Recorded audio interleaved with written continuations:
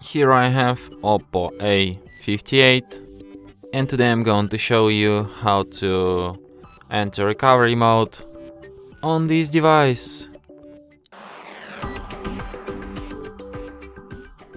So to do this, firstly you have to turn your device off by holding down power key. Okay, press and hold both the power button and volume up button to power off. Okay, and then swipe power off. And after your device turns off completely, hold down combination of keys, power key plus volume down at the same time for a couple of seconds like this.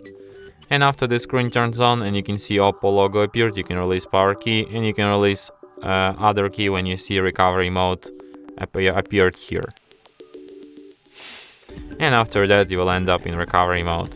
So here at the recovery you can use volume keys to navigate and power key to select, or you can just use touch screen and operate like this.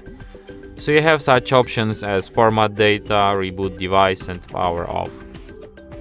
So if you want to quit it, just select option reboot device and your device will be restarted just as usual.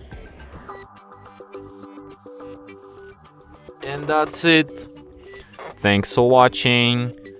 If you find this tutorial useful, don't forget to hit that like button and subscribe to our channel.